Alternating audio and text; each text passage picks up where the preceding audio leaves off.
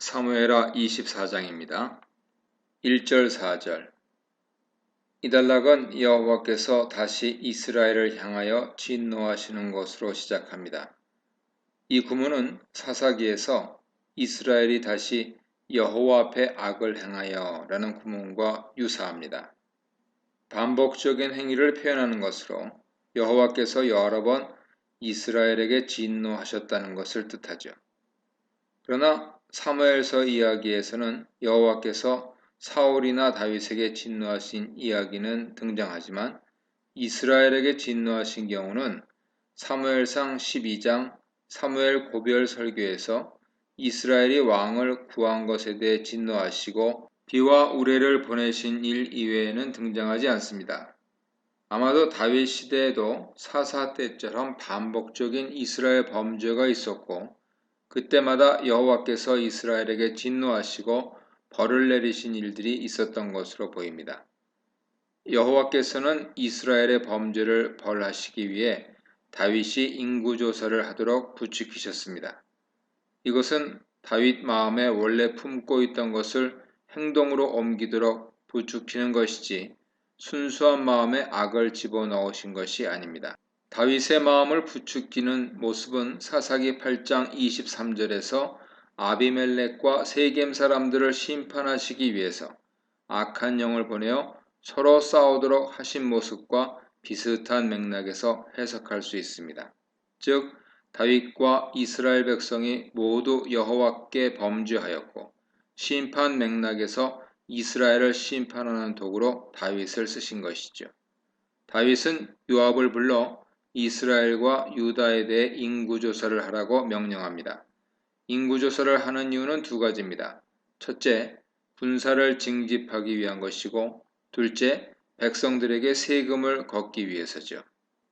이런 행위는 여호와 보시기에 좋지 않은 것으로 세금을 많이 걷는 것은 왕이 은금을 많이 쌓기 위한 것이고 군사를 징집하는 것은 여호와를 의지하는 것이 아니라 군사 숫자에 의지하여 전쟁을 하려는 것이기 때문입니다. 사사기 7장 2절에서 하나님께서 많은 수의 군인이 필요 없다고 하시면서 그 이유를 이스라엘 백성들이 내 손이 나를 구원하였다고 말할 염려가 있기 때문이라고 하셨습니다. 그러므로 많은 수의 군인을 징집하는 것은 여호와께서 원하시는 전쟁 방식이 아니죠. 이런 다윗 명령에 요압이 부정적인 견해를 내놓습니다.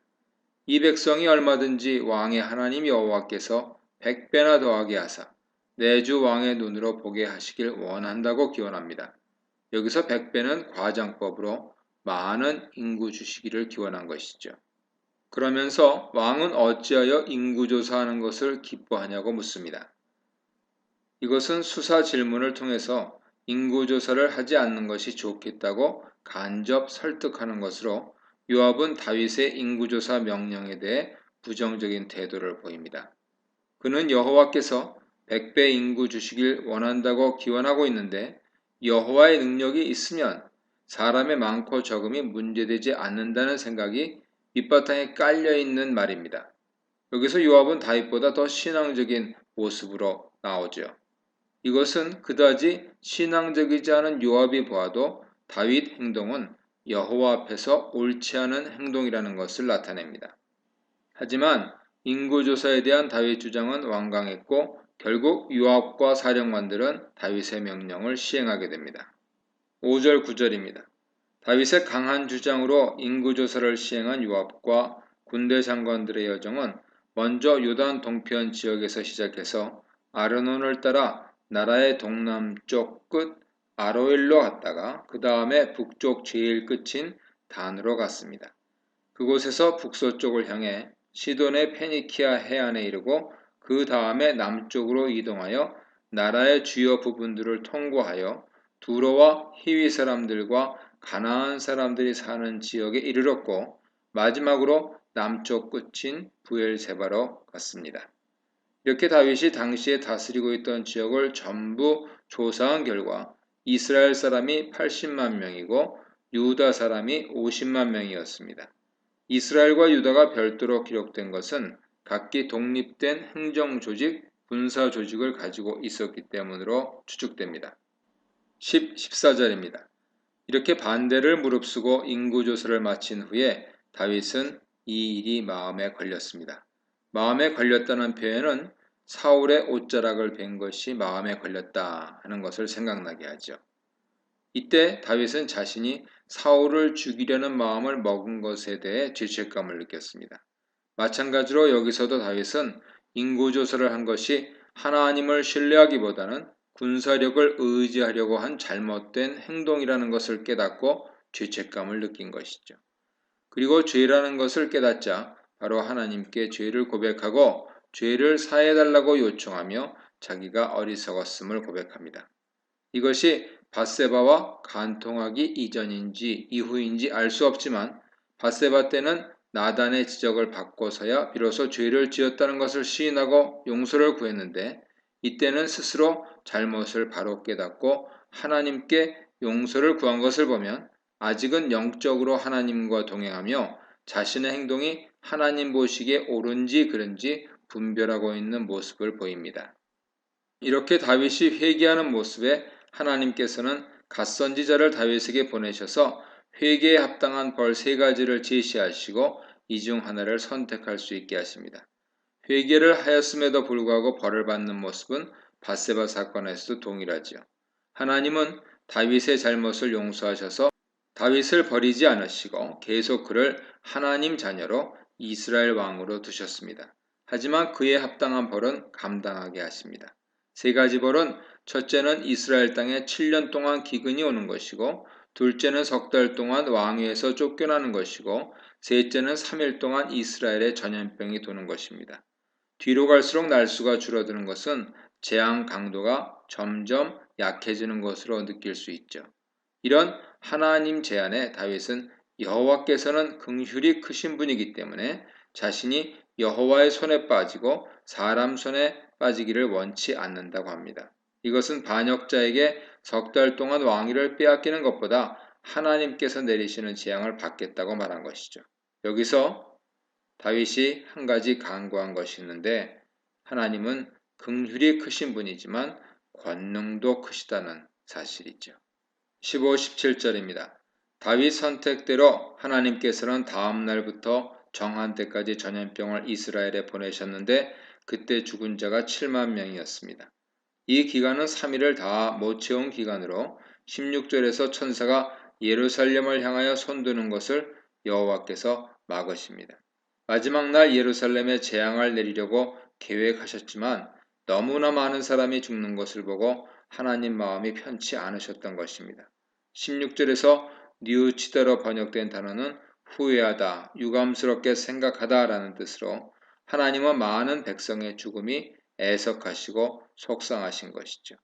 처음에 하나님은 이스라엘 죄악 때문에 그들을 벌하기 위해서 이런 계획을 하셨고 이스라엘과 다윗에 대한 벌을 시행하셨지만 막상 백성 죽음에 마음이 아프셨던 것입니다. 그런데 17절은 16절보다 시간적으로 이전으로 하나님께서 멈추시기 전에 다윗은 천사가 재앙으로 백성들을 치는 것을 보았습니다. 이로 인해서 다윗은 자신의 잘못으로 인해서 백성들이 죽어나가는 것을 보면서 자신의 선택이 얼마나 잘못되었는지 뼈저리게 깨닫습니다. 여기서 다윗과 하나님이 같은 마음을 품고 있는 모습을 볼 수 있죠. 이것이 하나님의 백성을 책임지는 지도자가 가져야 할 마음입니다. 그리고 그는 백성을 대신해서 자신과 자신의 집을 벌해달라고 요청합니다. 다윗은 왕으로 지낸 시간이 오래되자 왕의 본질이 무엇인지 잊고 권력에 심취해 있었고 더 큰 권력을 갖고 싶은 욕망이 생기게 되었습니다. 하지만 인구조사를 통해 이스라엘의 권력 핵심은 여호와라는 것을 깨닫게 되었습니다. 백성들의 죽음을 통해 백성이 왕을 위한 존재가 아니라 왕이 백성을 위한 존재라는 것을 깨닫게 됩니다. 왕은 백성의 구원자며 목자인 것이죠. 이 문단에서는 다윗의 오만한 인구조사, 인구조사에 대한 다윗의 회개, 다윗의 인구조사를 통한 하나님의 심판에 대해 묵상해 보시기 바랍니다. 18, 19절입니다. 다윗이 자신의 선택이 어리석었다는 것을 깨닫고 차라리 자신과 자신의 집을 죽여달라고 기도하자 여호와께서는 갓선지자를 다시 다윗에게 보내십니다. 갓선지자는 다윗에게 아라우나 타작마당에서 여호와를 위한 제단을 쌓으라고 명령합니다. 이것은 여호와께서 다윗의 회개의 기도를 들으시고 용서해 주실 것이니 제단을 쌓고 속죄 제사를 드리라는 말이죠. 여호와께서는 다윗이 자신은 희생하지 않고 백성들을 희생시킨 것이 왕으로서 올바른 자세가 아니었다는 것을 깨닫고 차라리 자신과 자신의 집을 죽여달라고 말하며 회개한 것을 받아주신 것입니다. 여부스 사람들은 다윗이 예루살렘을 정복할 때 그곳에 거하던 주민들로 예루살렘을 점령한 이후에도 이들은 예루살렘에서 살았습니다. 제단을 쌓을 곳으로 여부스 사람 아라우나의 타작마당을 지정한 이유는 재앙을 일으키던 여호와의 사자가 여호와의 명령을 받고 재앙을 멈춘 곳이기 때문입니다. 즉 여호와께서 너무 많은 사람들이 죽은 것에 가슴 아파하시며 용서와 자비를 베푸신 곳이며 인간 입장에서는 하나님의 은혜를 경험한 것입니다. 그렇기 때문에 제단을 쌓아 제사를 드림으로 하나님께 용서를 빌고 은혜를 받기에 가장 적당한 장소인 것이죠. 이런 하나님 명령에 다윗은 갓의 말을 따라 아라우나 타작마당으로 올라갑니다. 여기서 말대로라는 표현을 사용한 것은 다윗이 하나님의 명령을 충실하게 따르고 있다는 사실을 강조하기 위한 것이죠. 23절입니다. 자신의 집에 있던 아라우나는 창문으로 내다보고 있다가 다윗과 그의 부하들이 자신의 집으로 오는 것을 보게 됩니다. 그는 밖으로 나가 얼굴을 땅에 대고 왕에게 절합니다. 여부스 사람인 그는 다윗을 왕으로 인정하며 철저히 복종하는 모습을 보여줍니다. 그리고 다윗을 내 주 왕이라 부르고 자신을 종이라고 칭하면서 정중하게 왜 자신에게 왔는지 묻습니다. 왕이 자신의 부하를 이끌고 한 개인을 방문하는 것은 일상적인 일이 아니기 때문에 아라우나는 혹시 자신에게 위해를 가하기 위한 것은 아닐까 생각하고 긴장한 것이죠. 즉 아라우나의 철저한 복종 모습은 혹시라도 왕과 왕의 군사들이 해를 가할지도 모른다는 두려움에서 나온 행동으로 아비가일이 사무엘상 25장에서 다윗을 만났을 때와 비슷한 행동을 보여준 것입니다. 이에 대해 다윗은 아라우나에게서 타작마당을 사서 여호와의 제단을 쌓고 백성들에게 내리는 재앙을 그치게 하려고 한다고 말합니다. 16절에서 하나님은 다윗이 회개하고 제단을 쌓기 전에 이미 재앙을 멈추셨습니다. 오직 백성들을 불쌍히 여기는 마음에 하나님께서 은혜를 베푸신 것이죠. 하지만 이런 하나님의 심정을 모르는 다윗은 제사를 드리면 재앙이 멈출 것이라고 생각한 것입니다.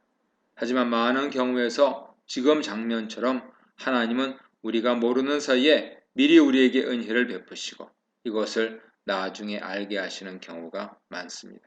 하나님께 겸손히 나아갈수록 우리는 하나님께서 우리를 위해 이미 베풀어 주신 은혜를 깨닫게 됩니다. 하지만 이 사실을 모르는 다윗은 최선을 다해 여호와 명령을 수행하기 위해 노력합니다. 그는 제단을 쌓기 위해 먼저 아라우나 타작마당을 사려고 합니다. 제단은 한번 쌓으면 계속해서 그곳에 있으면서 여호와 성호를 기념하는 장소가 되기 때문에 다윗은 그곳을 빌리는 것이 아니라 아예 사서 여호와께 바치려고 한 것이죠. 이런 다윗 제안에 아라우나는 다윗이 원하는 대로 취하여 제사를 드리라고 하면서 번제를 드릴 소와 뗄 나무를 제공하겠다고 먼저 제안합니다. 이것은 땅과 소와 뗄 나무 모두를 제공하겠다고 말하는 것이죠. 이 말은 다윗에게 땅을 거저 주겠다는 말이 아닙니다. 이것은 고대 사회에서 땅을 사고 팔거나 협상할 때 하는 화법입니다. 창세기 23장에서 아브라함이 사라를 장사 지내기 위해 해족속에게서 막벨라고를 사려고 할 때도 처음에는 그냥 쓰라고 말합니다. 이것은 땅을 팔지 않겠다는 완곡한 표현으로 협상을 하기 위해 먼저 거절 의사를 표현한 것입니다. 이에 대해 아브라함은 몸을 굽히고 정중하게 땅을 팔아달라고 요청했고 마침내 그들에게 400세기를 주고 막벨라고를 살 수 있었습니다. 그러므로 아라우나가 땅을 편히 쓰라는 말은 거저 주겠다는 말이 아니라 협상을 위한 표현이죠. 그리고 나서 아라오나는 여호와께서 다윗을 기뻐하시기를 원한다고 기원하며 여호와의 복을 빌어줍니다. 이것은 왕의 호의를 얻기 위한 일반적인 인사로 왕께서 소원하는 것을 하나님께서 들어주시길 원한다는 의미입니다. 아라오나는 최대한 다윗의 호의를 얻은 상태에서 협상하기를 원한 것이죠.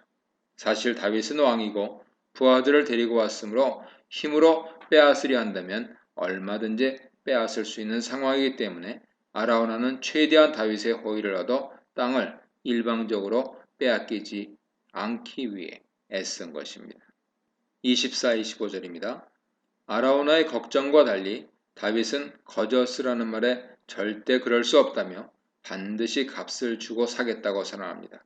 그러면서 값없이, 즉 공짜로는 여호와께 번제를 드리지 않겠다고 말합니다. 이 말은 1차적으로는 아라오나 타작마당을 반드시 사겠다는 의미지만 2차적으로는 여호와께 드리는 제사는 자신이 큰 희생을 치르면서 드려야 한다는 의미죠. 제사는 죄를 지은 사람이 소나 양이나 염소나 비둘기를 가져와 여호와께 바치는 것입니다. 내가 죄를 지은 것에 대한 대가로 소값이나 염소값이나 비둘기값 등 제물의 값을 치러야 하는 것이죠. 그러므로 제사를 드리는 사람은 자신이 값을 치러서 드려야 하는 것이지 남이 대신 드리거나 공짜로 드리면 안 됩니다. 현재 우리가 죄사함 받는 것도 공짜가 아니라 예수 그리스도의 피 흘림의 대가로 용서를 받은 것입니다. 그러므로 신약시대 제사의 대가는 구약시대 제사의 대가보다 비교할 수 없을 만큼 값비싼 대가를 치른 것이죠. 그런데 우리는 예수 그리스도의 피 흘림을 우리 눈으로 보지 못하였기 때문에 마치 아무 대가 없이 죄사함을 받은 것으로 생각하여 죄와 용서와 회개에 대해 가볍게 생각하는 경향이 있습니다.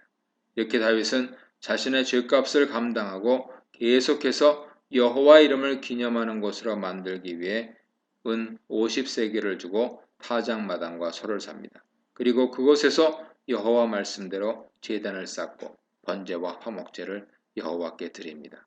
번제와 화목제는 속죄를 하는 기본적인 제사로 번제는 모두 태워서 바치는 제사이고 화목제는 지방과 내장은 여호와께 태워드리고 가슴살과 뒷다리살은 제사장을 주고 나머지는 제사에 참여한 사람들이 나누어 먹는 제사로 감사와 교제를 나누는 제사입니다.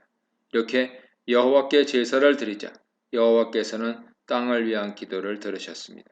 하나님께서는 사무엘상 21장 14절에서 다윗의 기도를 들어주신 것처럼 이번에도 기도를 들어주시고 이스라엘 위에 내린 재앙을 멈춰주셨습니다.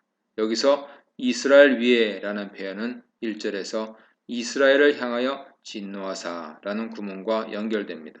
재앙 원인이 되었던 이스라엘에 대한 진노를 멈추셨다는 것이죠. 결국 인구 조사로 인해 이스라엘에 내린 재앙은 여호와께서 이스라엘의 죄와 다윗의 죄를 모두 심판하신 것이며 여기서 왕인 다윗의 역할이 매우 중요하다는 것을 보여줍니다. 왕정시대에는 왕이 백성들의 대표가 되기 때문에 왕의 잘못된 선택이 백성들을 모두 위험에 빠뜨릴 수도 있고 왕이 잘하면 백성들이 행복하게 살 수 있었습니다. 사무엘서는 전체적으로 왕에 대한 이야기가 중심입니다. 왕을 세워달라는 요구와 이 요구를 실행한 사무엘과 첫 번째 왕 사울과 두 번째 왕 다윗 이야기입니다. 그러나 이런 왕에 대한 이야기의 결론은 결국 이스라엘 왕들은 여호와의 대리자일 뿐이며 이스라엘의 진정한 왕은 여호와 한 분뿐이라는 사실을 드러냅니다. 그리고 왕은 여호와 명령에 복종하며 하나님 백성을 잘 인도해야 하는 책임이 있는 것이죠. 이 문단에서는 회개를 듣고 회복의 길을 열어주신 하나님, 회복의 길에 순종하는 다윗, 회개의 순종을 받으신 하나님에 대해 묵상해 보시기 바랍니다.